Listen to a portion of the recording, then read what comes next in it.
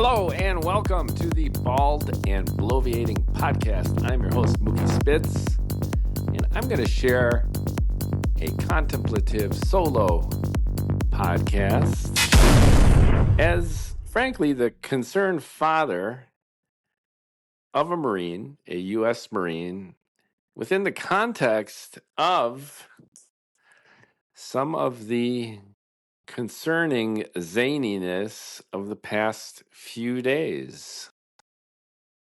Welcome aboard. I just got done recording a fun video of myself with a fake background and a fake microphone, raging at the outrage over the Signal text message imminent Yemen attack, Jeffrey Goldberg inclusive clusterfuck. Outrage that it would be considered classified information for the Secretary of Defense on an unsecure channel to text 17 other people, including the editor-in-chief of The Atlantic, the precise timing and delivery vehicles for an attack only a couple hours away. And I got some laughs and some feedback on TikTok. A few people liked it. Some emoji applause. Some people bookmarked it and shared it.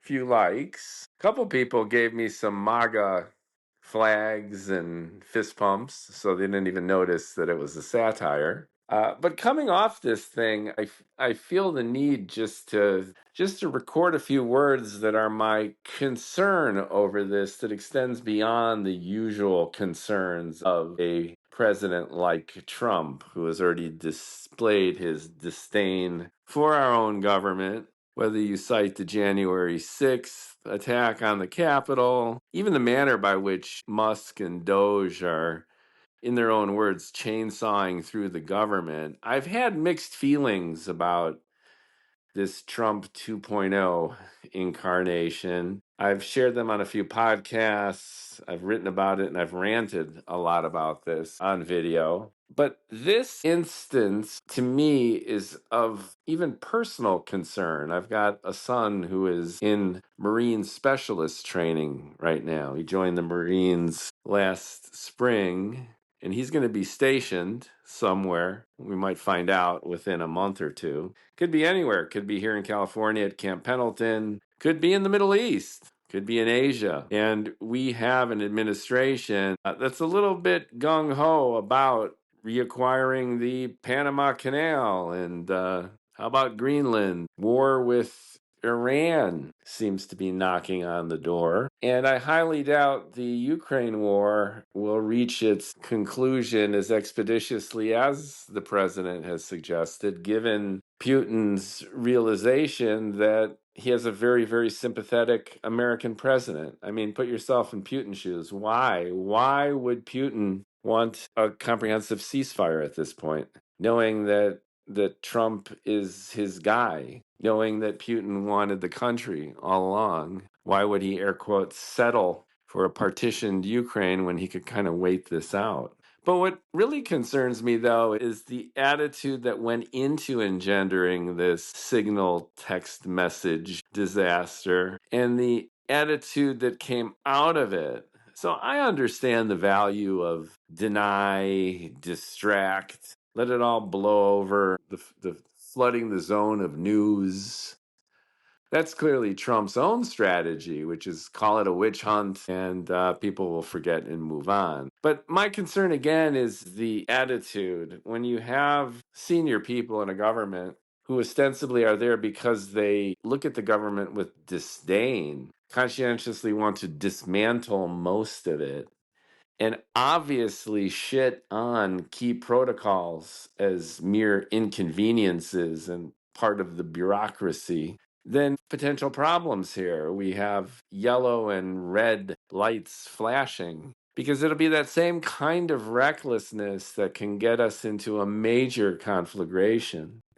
It's that same type of recklessness that could and might already have revealed many of our nation's secrets to our enemies. And it's that same attitude that should a major war start, where is the transparency? Where is the accountability? Where is the role that we expect these experienced people to play in a capacity that gives us the assurance that A, they know what they're doing, and B, even if they did, do they have the intent which is meant to protect our own troops? And again, as a father of a Marine, I have some creds in expressing this concern. And beyond that, that these actions will be truly in our national best interest. Now, historically, here's where it gets messy fast.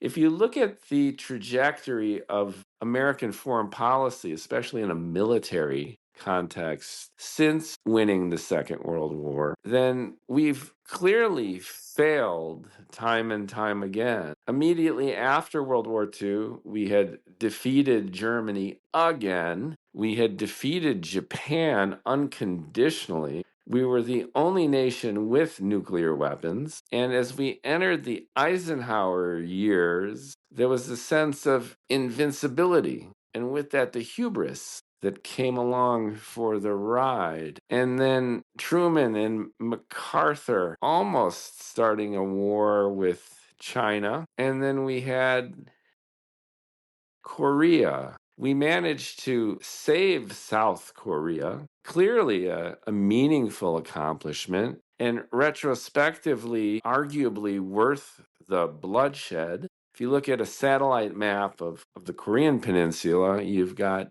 the South exploding like a Christmas tree, and then north of the DMZ, it's literally a blackened wasteland. But Vietnam, by any stretch, was a cataclysmic blunder. We've meddled in everything from the Iranian coup to absurd strategy in South America, Central America. I'm not trying to be a revisionist of our history, but by any stretch of the imagination, when you look at the goals we tried to accomplish and our methods for doing it, especially militarily, look at Cuba, the Bay of Pigs, the missile crisis, the embargo of Cuba, precipitating ultimately their tight relationship with Russia. Personally, had we opened up Cuba, free trade with Fidel, do you think that regime would have lasted? Air it out. And then, again, not to sound like an apologist, but the first Iraq war, okay, mission accomplished. The second, by any stretch of the imagination, by removing Saddam Hussein, we not only precipitated civil war, but we empowered the Iranians. And then our withdrawal, our attack in Afghanistan, and our effort to win the hearts and minds, $1 trillion, Taliban resurging, our horrific withdrawal. So I don't mean to piss all over American history, especially through a military lens. But I bring this up because here's the problem. You had very, very, very experienced, capable people in the roles that we now see and, in a sense, condemn from Trump. And yet these seasoned institutional paragons of military and strategic expertise brought one disaster after another, expensive in gold and blood. And it's easy to play counterfactual armchair historian. And you could argue that even the Vietnam War was, air quote, worth it in the sense of posturing and preventing the dominoes from falling. But seriously, I have to call bullshit on that. And once again, this is the backdrop for the incompetence that was displayed through this signal text thread. And you know that that signal text thread was just the tip of the iceberg.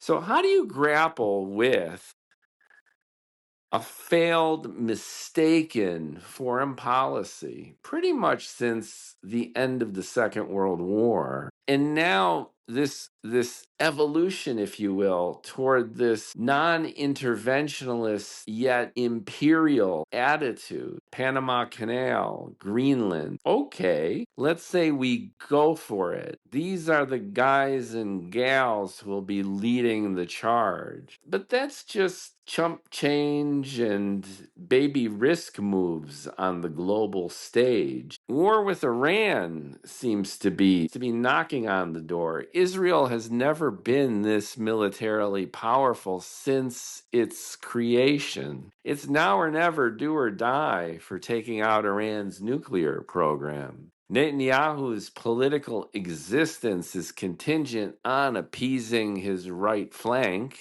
Hamas is neutralized, but they've never really been a military threat. It was always Hezbollah in the north that was the real problem, ostensibly with 150,000 precision missiles that would rain hell on Tel Aviv and Haifa. But the walkie-talkies took out their leadership. And then arguably the biggest, most concentrated aerial bombardment of southern Lebanon pretty much neutralized Hezbollah too. The only remaining proxy force is the Houthis in Yemen. So here we come full circle. Despite the chit chat on that Signal text thread with us doing the Europeans, the freeloading Europeans, a favor by opening up Suez, it seems to me that this is more of an initial opening salvo for going mano a mano with Iran. And if that's the case, then once again, we've got this team leading the charge. So what do you make of all this? On the one hand, you have capable, seasoned, institutional experts fucking up our foreign policy for decades. Then you get this contrarian president who shits all over protocol, boxes of top secret documents in his bathroom, on the stage at his private Florida resort. Of course, he doesn't give a shit. And that attitude is obviously percolated throughout his senior staff. Okay, so what next? If on the one hand we had seasoned, institutional, buttoned up military strategists and tacticians who led us into one pointless, destructive conflict after another. And on the other, we have this shit show of deflect and deny, what to make of it. Well,